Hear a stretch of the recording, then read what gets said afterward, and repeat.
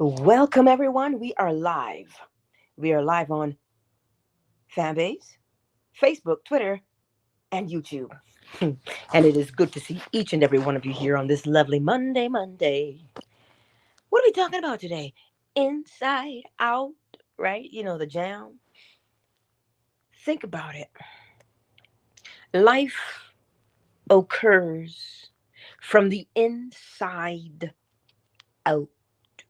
I know that at times it may look like it's the other way around,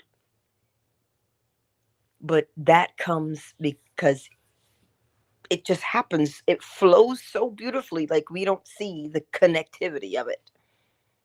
We don't see it because we've been doing it for so long. We don't see the actual process of what is happening.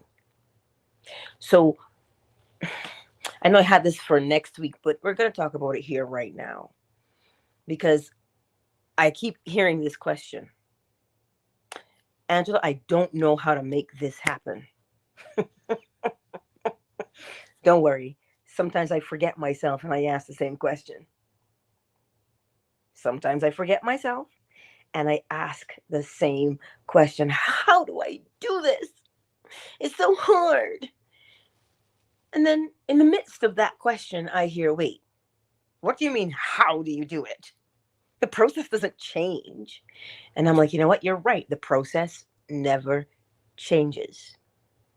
You are aware, and then you become aware of what you want, and you create it. Let's break it down. Because it happens from the inside out. You're going through your day and you recognize, oh, snap, I don't have this thing. That's what we do. I don't have it. But practice going from, wait a minute, I don't have it. Oh, but I know how to make it. I don't have it, but I know how to make it. Try and get yourself in that process. I don't have it, but I know how to make it. Look at you. Yeah. I don't have it, but I know how to make it. Again, I don't have it. Ooh, but I know how to make it. How do you make it? You use the information you have. The information you have says you don't have it. What is it that you don't have? Name that. Because it's what you want. And when you name it now, you claim it. Oh, that's it. Remember what a claim is? You are asserting that something is true without providing evidence or proof. You know, when you go to the health food store and they say, oh, you can't make those kinds of claims that this thing cures this thing. You can't make that claim because you have to provide the evidence and the proof via the research before you can say this thing works. See, that's what happens in quote unquote real life. When you hear about the thing that you're claiming, right? So we're going from what we currently are, recognize it. And when you see it, you're like, okay, I know where I'm at. Where do I want to be? Claim that. You name it first and then you accept it. But now you see there's this little bit of a chasm in between, this little bit of a space in between that has no bridge for you to cross. You have to make your bridge. How do you make your bridge? It is in the claim that you make your bridge, your faith. If you make a claim, do you believe what it is that you're saying? I want you to think about that, ponder it for a moment. When you say things to yourself like, you know, I have tried and I just can't do this. You wouldn't have said that unless you believed it. So you believe that you can't accomplish this thing. You just claimed it. Well, I can't. I don't know how. That's your claim. Your claim of contradiction. Again, I'm preaching to the choir. We're all in this together, my friends. We really are. So when we say, this is why you got to remember it originates from within you, never from the outside. It's always inside. Things end up on the outside because they've been projected out there. They are an effect. The things you see and encounter are effects. Effects cannot exist without a cause. The cause is internal. Whether you see it or you don't see it, the cause is internal. Whether it's the way you speak to yourself or the way you feel about yourself or the way you believe yourself to be. And we have so many of them that we've picked up along the way. I read somewhere somebody said that children lie. And I didn't take offense to that statement, but I didn't like the statement. It's not that they lie per se. When we start teaching them that what they said wasn't true, how do we know sometimes? It depends on the thing, because they have a perspective. They see something a particular way. Somebody gave an example. A child went home and said his teacher choked him. When in actuality, he was helping him put his jacket on, but he just zipped it all the way up. So the child felt like he was choking. He wasn't being choked by his teacher, but it was, and this is why when you ask a question, what is the perspective? What are you asking? What is it that you want to ascertain? But we see what happens is we judge before we ask.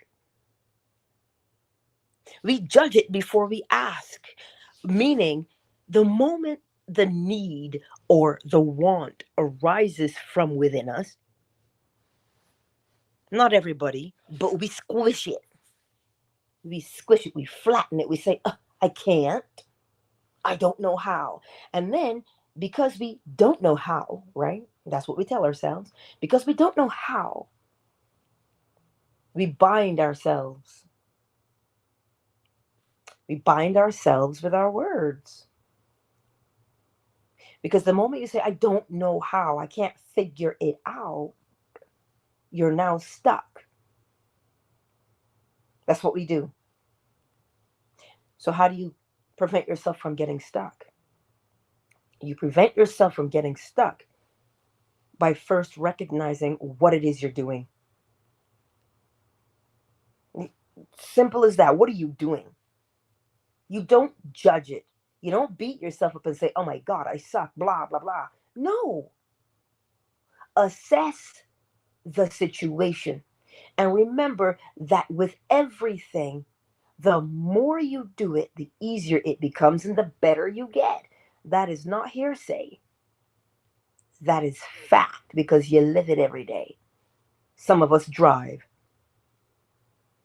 Well, I'm no Danica Patrick, but, we drive. You don't know who she is? She's a race car driver. Right? And Lewis Hamilton. You think they go around that track because they just got up one day and said, ooh. No, they practiced. There's a way to take the turn. Lewis Hamilton, if memory serves me correctly, his father would stand in a particular position as he was coming around and make him stop in that position. And it has something to do with the finish line. I don't remember, but it was due to that training from his father that he would always accelerate and go through the finish line. I don't remember the full story, but I do know it has to do with the training. His father said, okay, here's what we're going to do, so you can get a better idea of when to brake and when not. So he taught him over and over and over and over and over and over. And because he rehearsed that maneuver, when he goes around the track, didn't he win F1 how many times? Is it 4 times? Shoot, I don't even remember. But it all has to do with his practice. It's his practice. He is sure of himself. Listen, we could name them all. We could say Tiger Woods, same thing. But now his children are involved in golf. But why? Because that's what we do. We learn it. We excel at it or not, and then we pass it on to the offspring. This is what we do, inside outward. We learn. We do. And we generate this idea of who and what we are based upon responses. So I know for me, mathematics was never my strong suit. And so anytime I would go to math class, it'd be like, oh, the horror of it all. But put me in a class where I had to write a story, man, you can't keep up. But it didn't stop me from feeling inadequate in that math class. But what did? Because I had to recognize how I learned. See, this is why it takes time. It takes observation to see who you are. It takes the observation. Pay attention to who you are and how you do things. Because when you do that part, you understand, when you do that part, you now begin, your confidence comes in because you now begin to see yourself as opposed to hearing from the outside. Well, why can't you get it? Everybody else is picking it up easy. Yeah, but I'm not everybody else. I'm me. But how do I do it?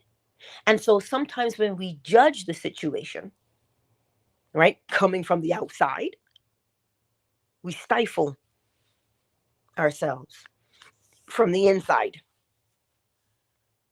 Because remember, at the end of the day, it is you who wants to do the thing.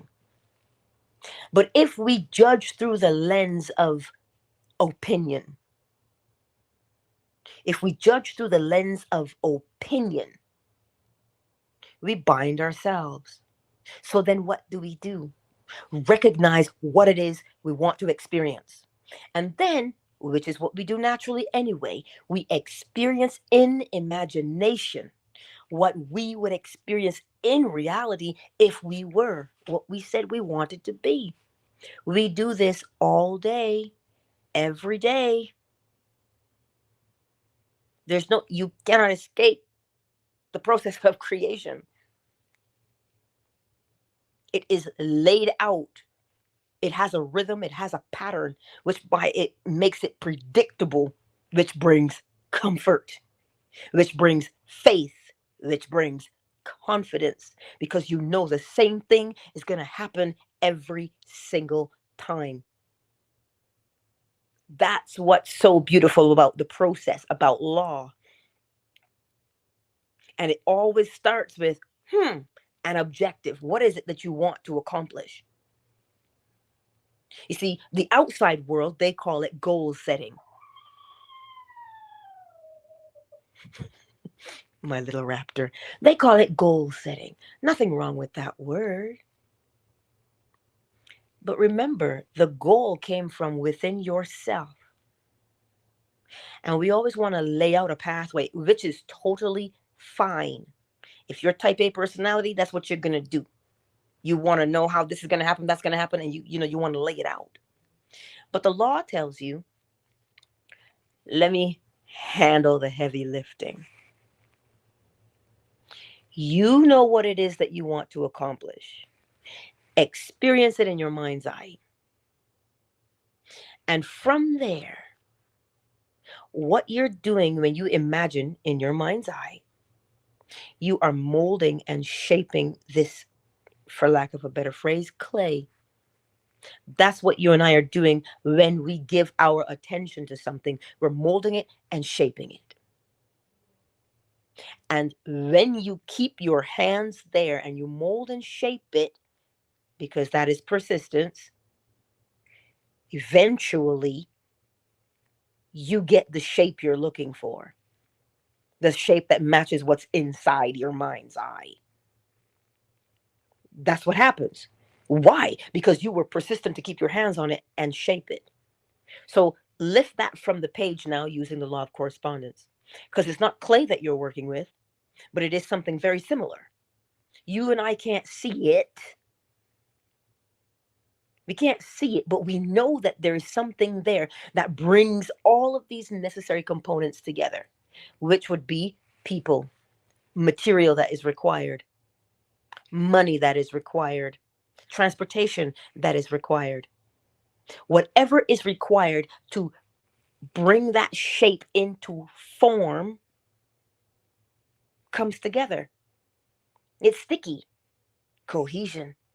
So that's why you remain persistent. What do you remain persistent in? Do you remain persistent in wanting, or do you remain persistent in experiencing in imagination what you would experience in reality? You remain persistent in what you would experience in reality. That is where you persist because you're building it. You're building it. And how are you building it? By holding it up. You're holding the image up.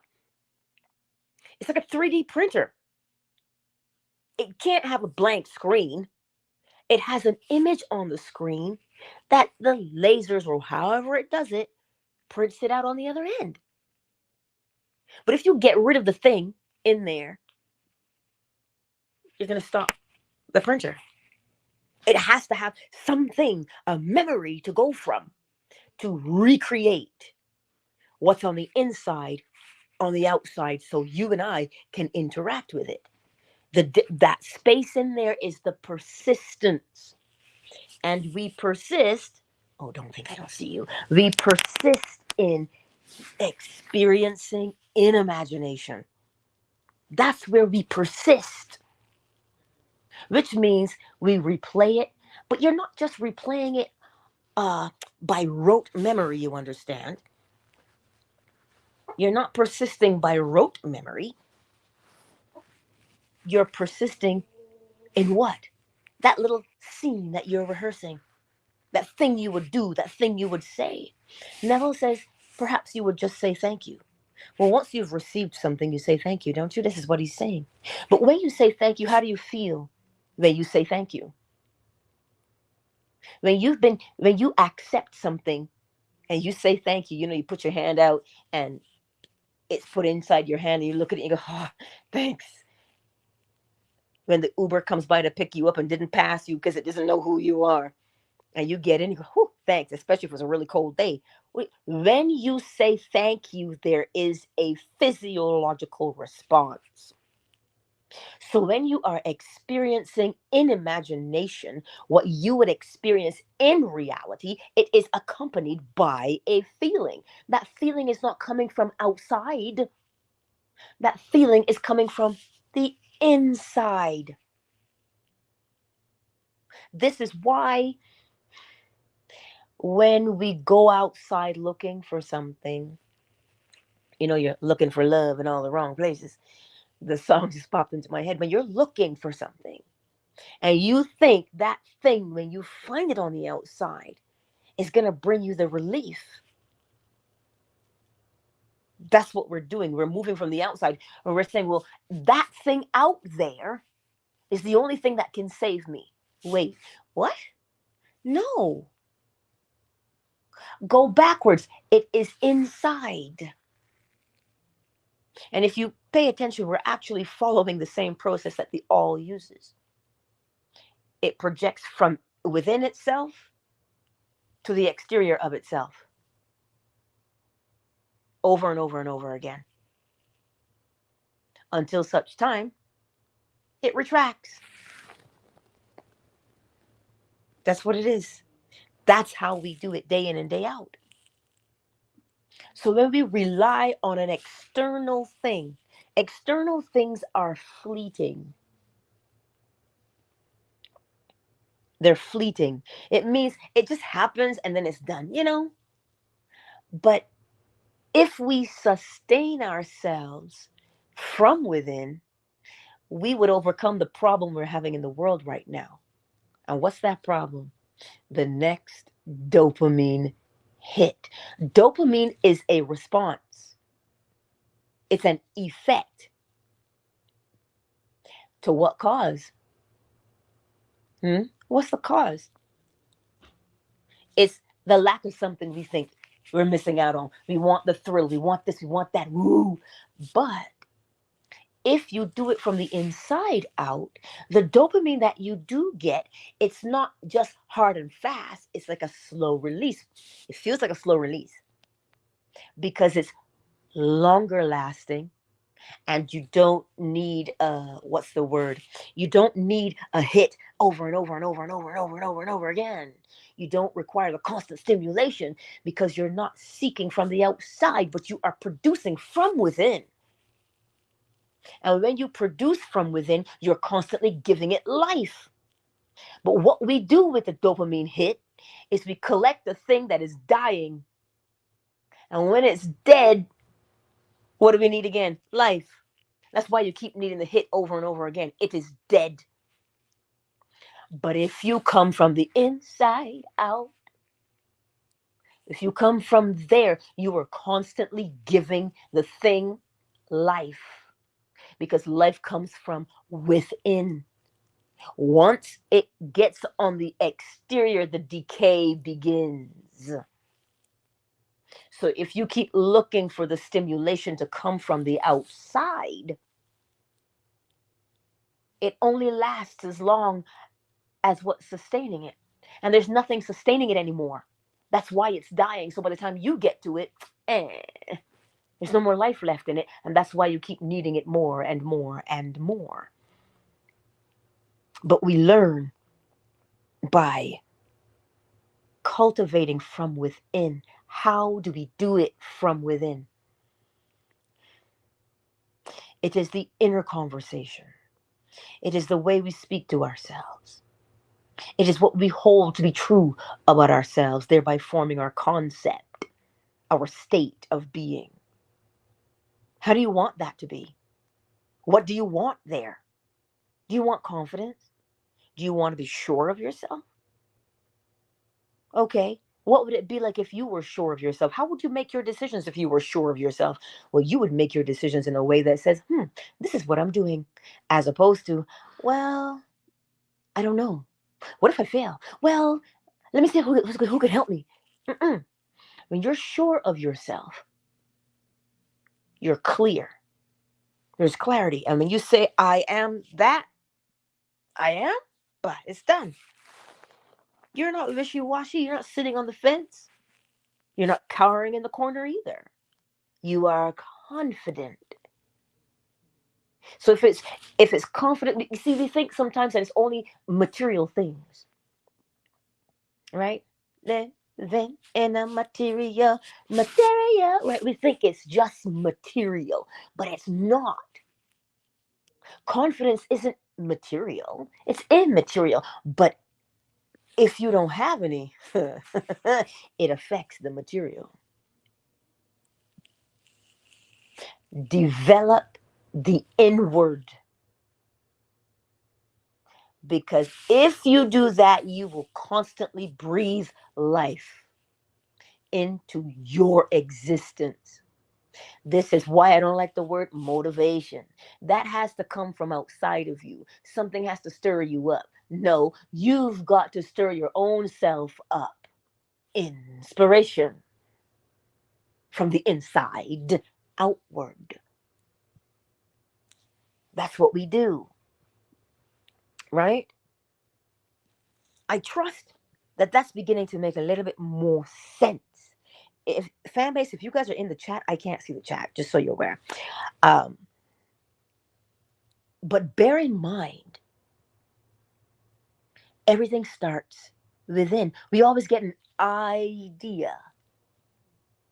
The idea. I am. That's the idea. That's why it says I. Makes you wonder why it's called an iPhone, but then it makes you wonder why it's called an Android. But I digress. I digress. It comes from the inside. When you get the idea, when you get the inspiration. Now, inspiration, it depends what your nuance is for learning and doing things. If you see patterns, You're going to go out there in the world and you'll see a whole bunch of things, but something then emerges within you that recognizes that pattern and go, oh, this thing would make these things flow better. And you see, that's what I mean when I say it looks like it came from the outside, because you saw the pattern. You saw the pattern, but you were inspired by the pattern. Something stirred up within you because you said, wait, this would work better. Now do you see why you would think that it comes from the outside? Many people walk by things, and I will always use Brie in this example for her drapes. She just saw the drapes hanging at the window, and an image of a dress flashed in her mind. Like, who does that? Right?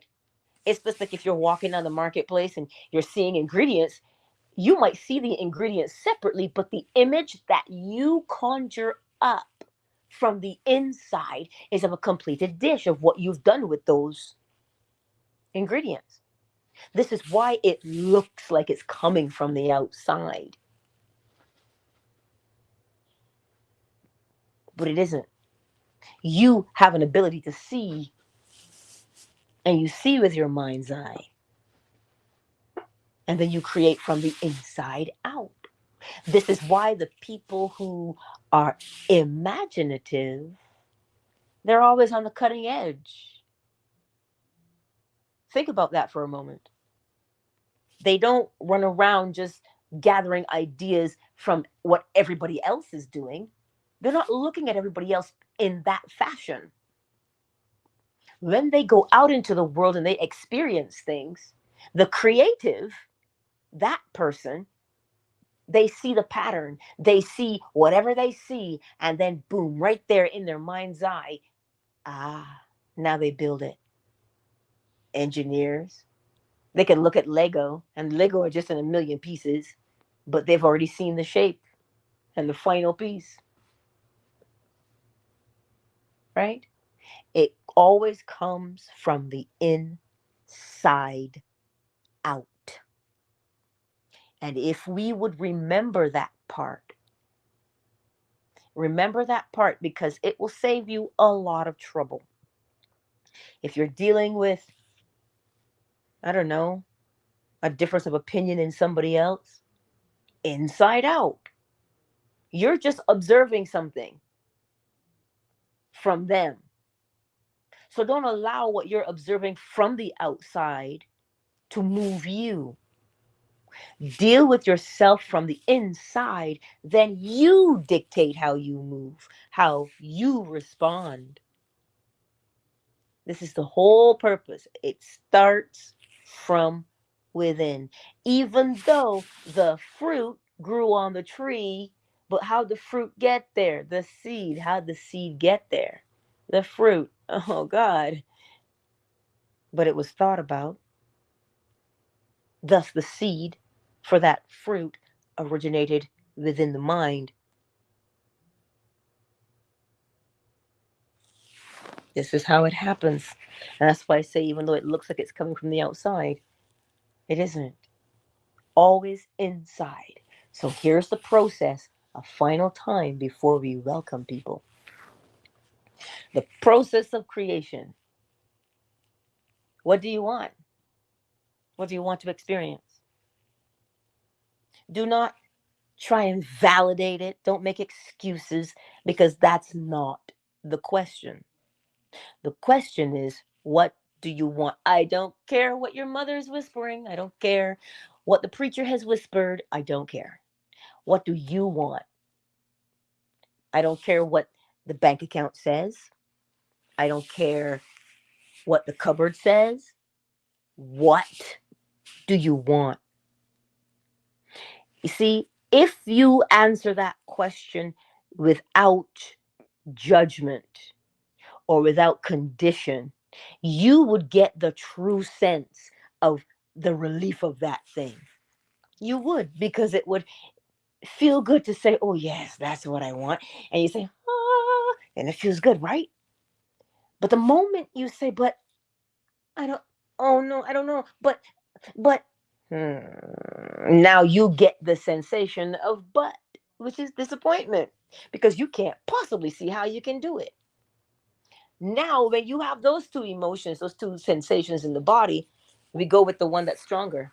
And the one that's stronger is always the one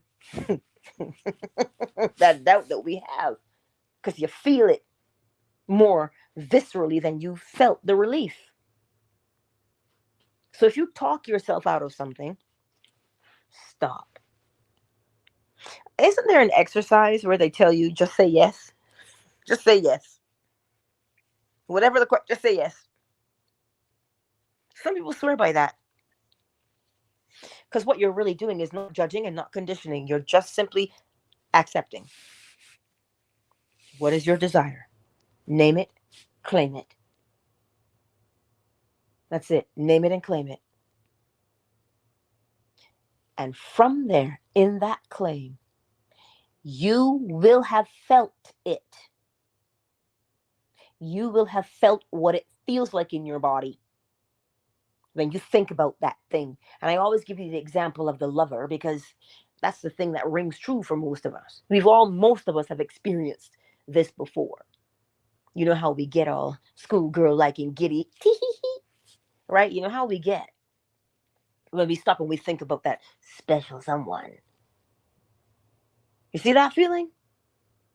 But if you start to mix it in with rumors that you've heard, oh my God, he's such a jerk. How could you not know that about him? What does it do? It taints your view. So what I'm saying to you is, whatever that thing is that you want to experience in your world, do not taint it. If you don't taint it, you will actually feel its true essence in your body. And then you feel it. Neville says it should feel like a thrill. That's what he says. That's what it feels like. So if that's what you're going to practice when you say, this is what I want. That's what I want to experience. Sit there. What would it be like if you did experience it? And allow yourself to feel it, because it comes from the inside. I can't stress that enough for you. It comes from the inside. Whatever ideas, doesn't matter. When Nikola Tesla was walking the street, he noticed something. Candles. He noticed candles. He's like, what if there was a way to have continuous light or light on demand? What if there was a way to power things? Because allegedly, as they say, he was born in a lightning storm. So he knew there was power everywhere around him. So did his mother. So when he saw that there was power everywhere, because if you read his story, that's what he did. He could see the power around him. Oh, that's tripped out. But he saw it. And within his mind's eye, the inspiration arose of a way to harness. That's what he did. He said, how can I harness this? And he started to experience in imagination what he would experience in reality if he had harnessed it. This is how he could build. That is the nature of man. That's what we do.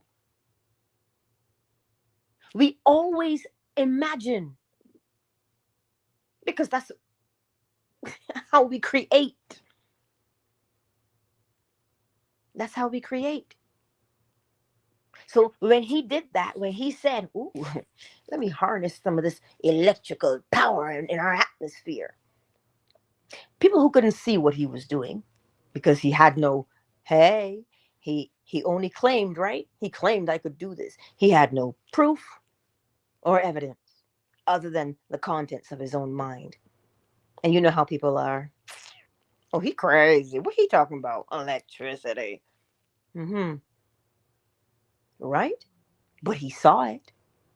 And what did he do? He stayed faithful to it. He spent all of his time there. That's how come he could say to you, well, if something didn't work, I just tinkered and tinkered and tinkered until it did work. What do you think that means? It means he was in his imagination, touching it, feeling it, running this here and running that there and saying, oh, okay, if I put this here, what's going to happen? Okay, if I do it like this, what's going to happen?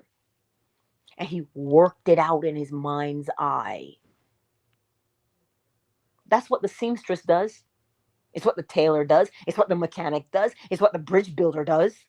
They see it in their mind's eye. But if I say to you, see your job in your mind's eye, but that's so hard. I don't know how to do it. Yes, you do. But it has to do with what is your ideal job. Name it.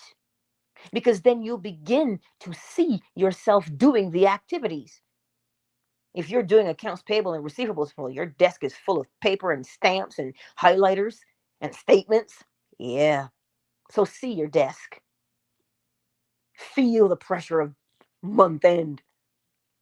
Because that's what you want to do. But when you feel the pressure of month end, what else do you feel? You feel like you've conquered it. Listen, you're the best month ender there is. It flows so easy. They're looking at you like, how did you do this? Because you've done it in your mind's eye. It's the same thing. Your new car, who you picking up first? And what are you going to say? Don't eat in my car. You better wipe your feet off before you get in here. That's what you would do naturally, isn't it? So you see, we are always in our imaginations. There's not a time that we aren't there. And we are more so in our imagination when we are doing the most of mundane tasks. That's when you're in it. They call it theta brainwave. You see, I keep telling you cause and effect. When you get into a mode of just autopilot, you're just doing mundane things that you've always done. You do them with your eyes closed. Your body has to respond to what it is you are doing and thinking in there. So you're resting on your laurels. You're just chillaxing, doing the do. That's what you're doing.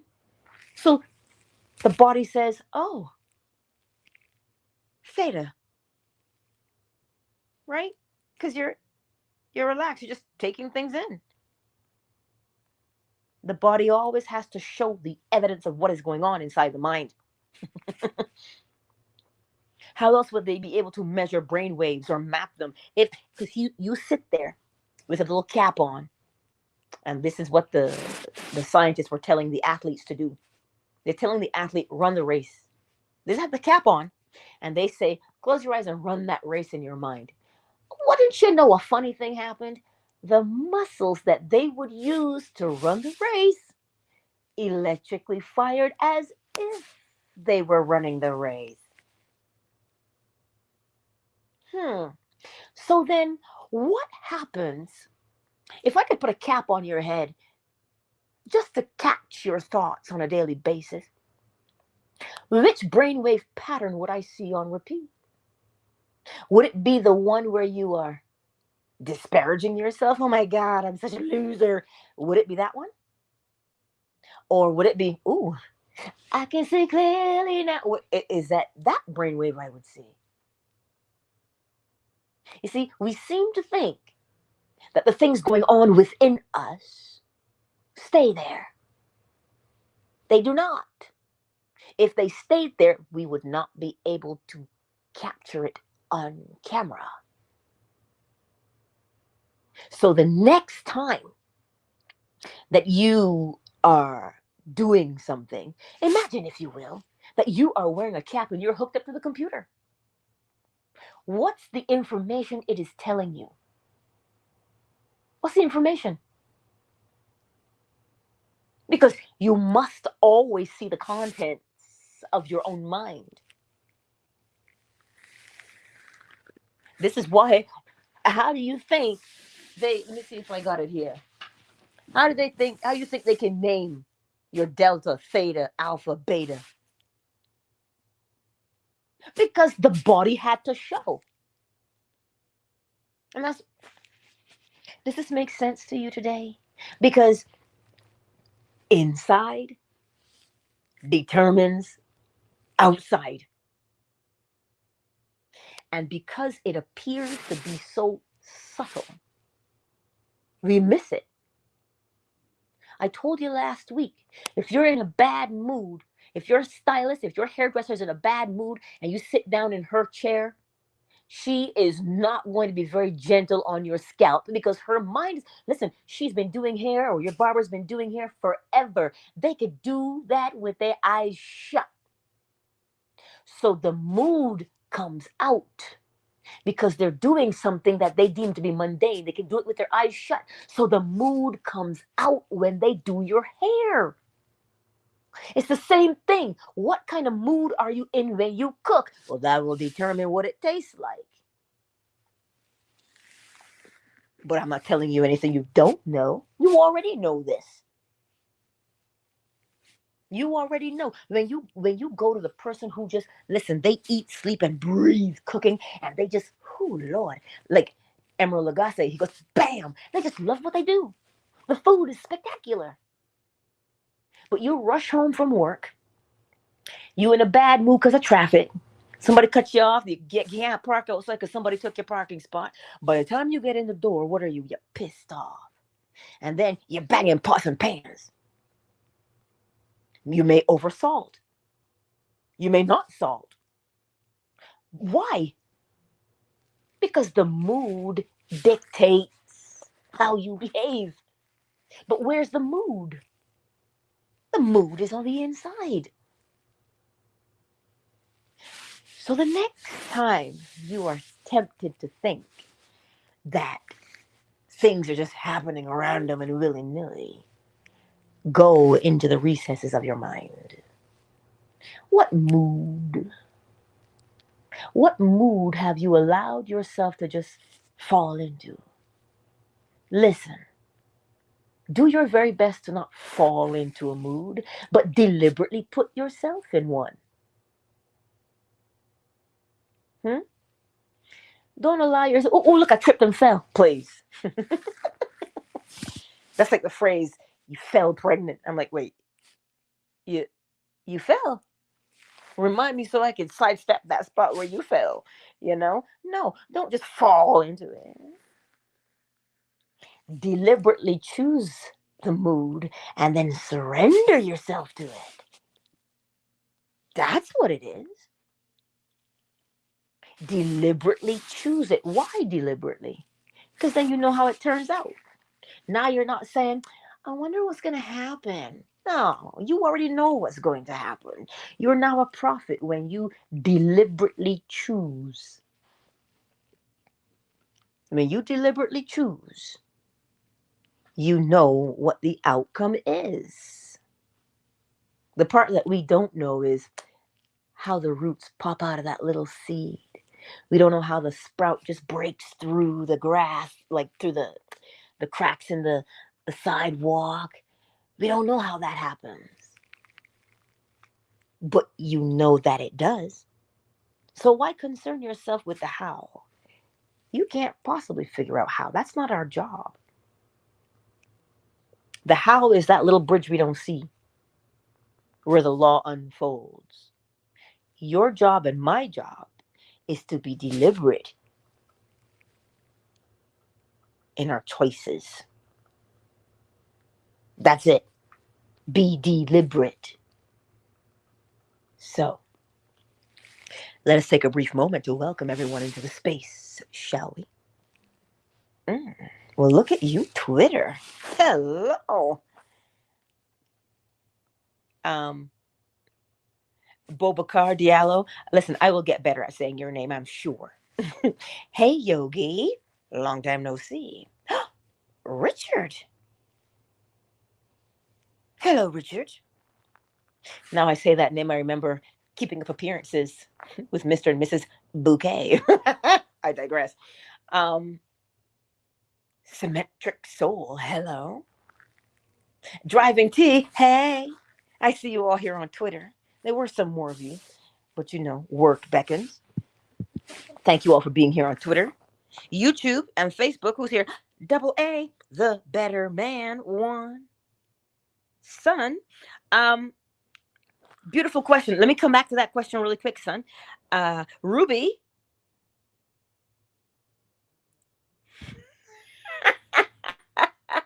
listen, I'm gonna come to that one too, Ruby. Hang on. Shea butter. Hello, Jeff. Jeff, leave that chicken alone. I need him to be quiet a little longer. Renee, Sugar Visions, Asanya, darling. Where is Anot?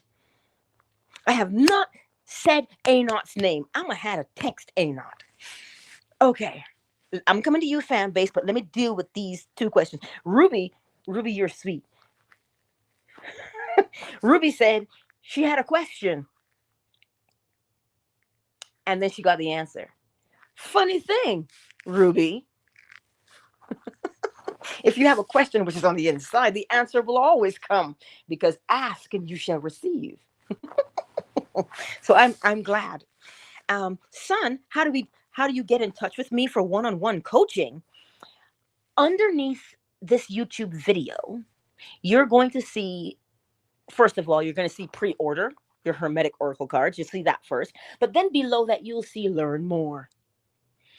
You can contact me on Patreon. In Patreon, you can do a one-on-one there. If you're looking for one-on-one, that's what you do. Or you can slide into my DMs on whichever platform you follow me on, right? And we can set up a day and a time. That's how we do one-on-one. Let me know if you need more clarification. Also, while I'm here, I may as well say it.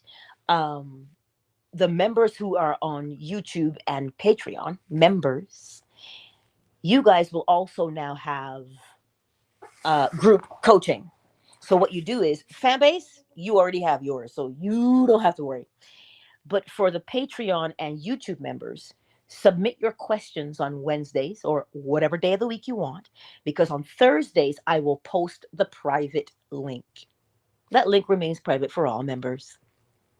So how it works is there's a post in there already, actually, in my community tab for that group coaching.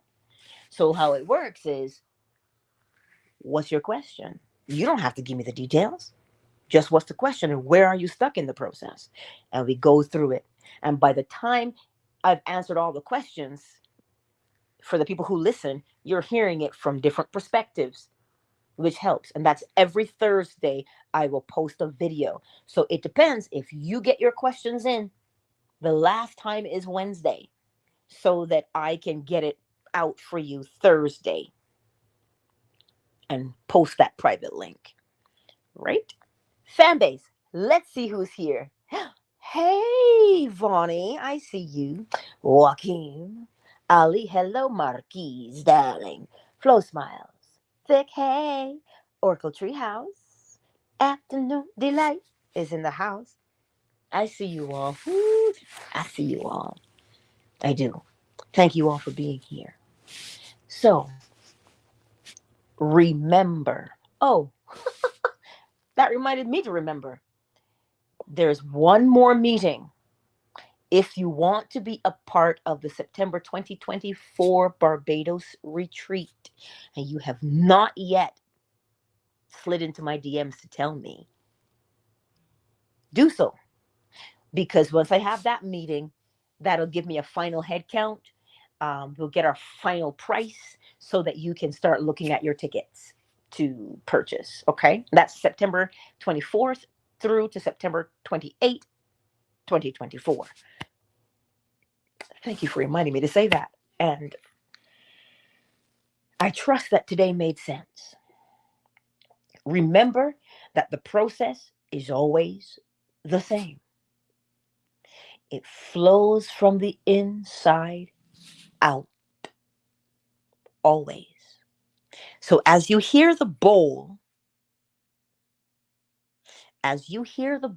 today, allow yourself to just be in that space. Just allow yourself to be there. Simple. Just breathe as you hear the bowl. I'm going to get the bowl. I don't know if there's going to be bird song included with the bowl, but we're here either how.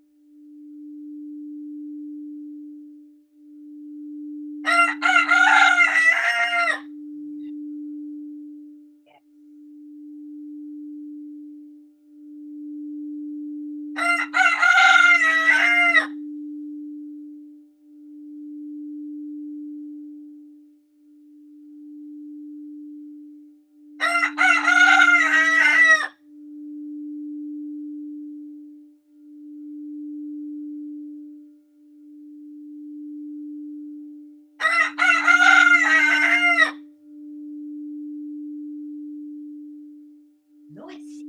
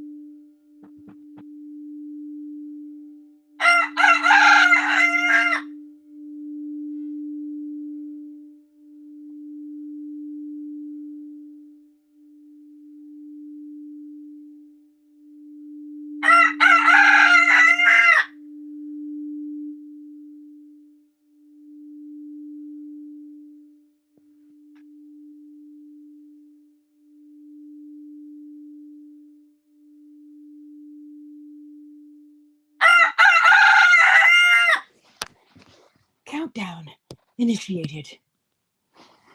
5, 4, 3, 2. And there it is.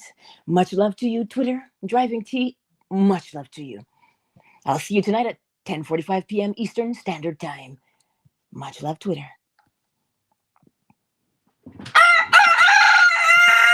Hey, what is wrong with you? Twitter is closed. YouTube and Facebook, thank you all for being here. Son, I look forward to getting your email and we'll communicate. Much love.